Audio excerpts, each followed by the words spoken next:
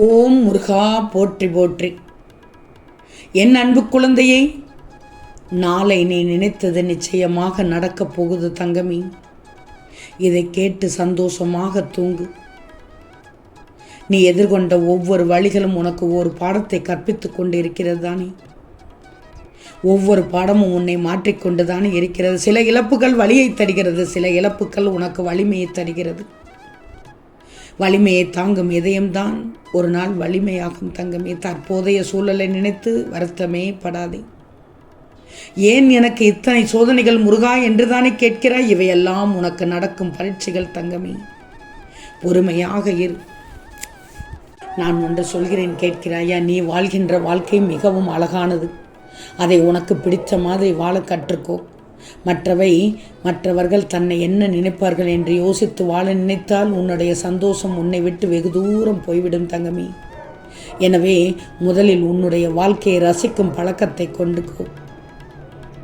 உனக்கான முதல் ரசிகன் நீதான் என்பதை நன்றாக புரிஞ்சுக்கோ. எந்த செயல் செய்தால் உனக்கு திருப்தியை அல்லது மகிழ்ச்சியை கொடுக்குமோ அந்த செயலை மட்டும் செய்துவிடு. ஒவ்வொருவருடைய வாழ்க்கையும் ஒரு நெடுந்தூர பயணம் போன்றது தான். ஆனால் அந்த பயணம் எப்படி இருக்கும், எங்கே முடியும் என்பது யாருக்கும் தெரியாது. உனக்கும் தெரியாது, யாருக்குமே தெரியாது. எனவே வாழும் நாட்களில் ஒவ்வொரு மணித்துளியும் அழகாக வாழ்ந்துவிடு, மகிழ்ச்சியாக வாழ்ந்துவிடு. மகிழ்ச்சியாக வாழ நீ மாற்றிக்கோ. இயற்கையின் நியதியில் முடிந்து போன பயணம் மீண்டும் யாருக்கும் தொடர்வதில்லை. 1000 மைல் தூர பயணம் கூட முதலடியிலிருந்து தானே தொடங்குது. ஆக உன்னுடைய சந்தோஷம் உன் கையில் தான். வாழ்க்கை என்பது வாழ்வதற்காகத்தான் தங்கமி. ஒன்று தெரியுமா? எல்லோருடைய வாழ்க்கையும் ஒரு மெழுகுவர்த்தி போன்றதான். தூரத்தில் இருந்து பார்த்தால் ஒளி மட்டும்தான் தெரியும். அருகில் சென்றுதான் பாரேன், அவர்கள் உருகி கண்ணீர் வடிப்பது தெரியும். எனவே தன்னுடைய வாழ்வில் நிகழ்வது எதுவானாலும் அதை மனதார ஏற்றுக்கொள். ஏன்னா நீ கருவாகும் போதே நிகழ்வும் தீர்மானிக்கப்பட்டு விட்டது. உனக்கான நேரம் வரை பொறுமையாக இருப்பது தான் நல்லது. தேங்கி கிடக்கும் குட்டையில் கல்லை எறிந்தால் அது கலங்கிவிடும். ஆனால் ஓடும் நதியினில் கல்லை எறிந்தால் அது கலங்குவதில்லை. நீயும் நதி போன்று இயங்கிக் கொண்டே இருந்தால் எந்த விதமான சோதனையும் உன்னால் ஒன்றும் செய்துவிடவே முடியாது. நல்லா தெரிஞ்சுக்கோ. நான் சொல்வது நம்புகிறாய் தானே? நீ தூங்காத இரவுகள் இருக்கலாம், ஆனால் விடியாத இரவும் இல்லை, முடியாத செயலும் இல்லை. வெற்றி நிச்சயம். எது வந்தாலும் என் பிள்ளை நீ எதிர்த்து போராடணும், எதிர்த்து நின்று போராடணும். அனைத்தும் நன்மைக்குத்தான் என்று நம்பணும். எவ்வளவுதான் உனக்கு கஷ்டம் கவலை வந்தாலும் அதை சிறிதும் கண்டுகொள்ளாதவரின் வாழ்க்கை மிகச் சிறப்பானதாக இருக்கும். இந்த உலகில் நீ எதை இழந்தாய் என்பது முக்கியமில்லை, மாறாக மிச்சம் என்ன இருக்கிறது என்பதுதான் முக்கியம். ஒருவேளை இழந்ததற்கு வருத்தப்பட வேண்டுமென்றால் மீதம் இருக்கும் உன் வாழ்நாள் போதவே போதாது. இனி நான் என்ன செய்வது என்ற அச்சம் இருந்தது என்றால் அது உன்னுடைய முன்னேற்றத்திற்கு இடம் தராது. முயற்சி செய்யும் தைரியம் இருந்ததென்றால் பின்னடைவுக்கு இடமே இல்லை. நான் சொல்வதை திரும்ப ஒரு முறை கேட்டுக்கோ. தன்னம்பிக்கை இறக்கும் வரை நீ சிறிதும் தோல்வி அடையவே மாட்டாய். வாய்ப்புகளை நீ தேடிக்கொண்டே இருந்தால் வெற்றியும் தேடிக்கொண்டுதான் இருக்க வேண்டும். கடல் அலையில் உப்பை நீ பார்க்க முடிவதில்லை. உயரமாக பாத்தி கட்டி தேக்கி வைக்கும் கடல் நீர் தானே உப்பு உருவாக்கப்படுகிறது.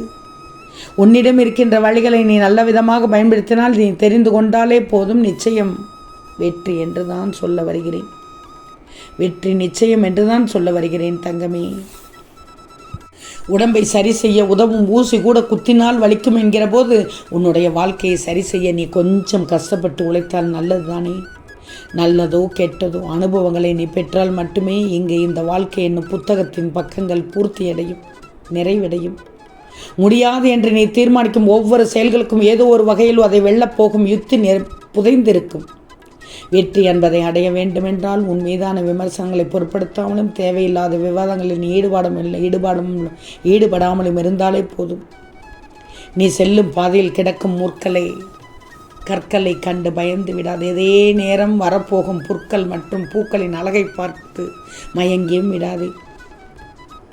நான் சொல்ல வருகிறது என்னவென்று தெரிகிறது. நீ இந்த முருகன் சொல்வதை கேட்டுக்கோ. உன் பாதையில் கற்கள் முட்களை கண்டால் பயந்து விடக்கூடாது. அதே நேரத்தில் வரப்போகும் புற்களையும் பூக்களையும் அழகை பார்த்து மயங்கியும் விடக்கூடாது.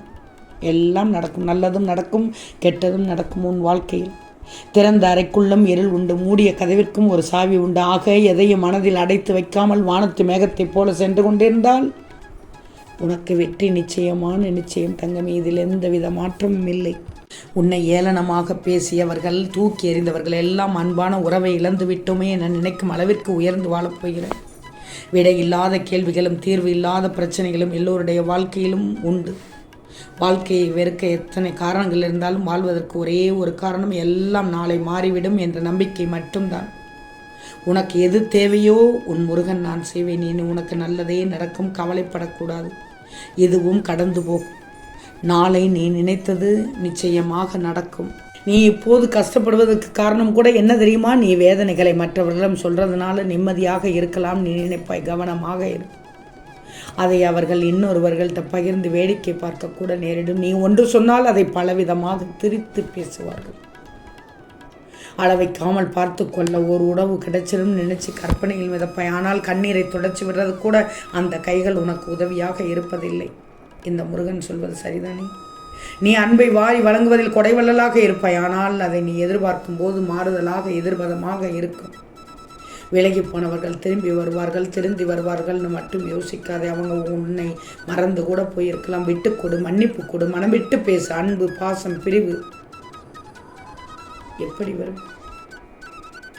அன்பு கிடைக்கும், பாசம் கிடைக்கும், ஆனால் பிரிவு எப்படி இருக்கும்? அன்பும் பாசமும் இருக்கும்போது பிரிவு இருக்காது.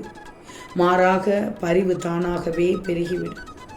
ஆனால் கஷ்டப்படுத்துகிறவங்க கிட்ட எதையும் எதிர்பார்க்கக்கூடாது. எதிர்பார்த்த வேதனை தான் மிஞ்சும். கண் உன்னோடது, அது அழும்போது துடைக்கும் கைகளும் உன்னோடது. கண்ணீரோ யாரோ கொடுப்பது. உன் முருகன் சொல்லுவதை கேட்டுக்கோ. வாழ்க்கையில் யாரையும் முழுமையாக புரிஞ்சுக்கணும். புரிஞ்சிட்டு தான் எதையும் நீ சொல்லணும். விளக்கம் கொடுத்தாலும் உன்னை புரியாதவர்கள் என்றால் அவர்களை விட்டு விலகிவிடு. யதார்த்தமாக பேசுவார்கள் என்று நினைக்காது. இலப்பமாக பேசுவார்கள், இலக்காரமாக நினைப்பார்கள். திரும்பியும் சொல்கிறேன், விலகி போனவங்க கிட்ட விளக்கத்தை கேட்டு திரும்ப சேர்ந்து விடாதே. வாழப்போவது எப்படி என்று நன்றாக தீர்மானித்து செயல்படும். வெற்றி நிம்மதியாக உன்னை தேடி வரும் தங்கமே. அதிர்ஷ்டம் உனக்கு காத்து கொண்டிருக்கிறது. அதை பற்றியெல்லாம் நீ கவலைப்படாதே.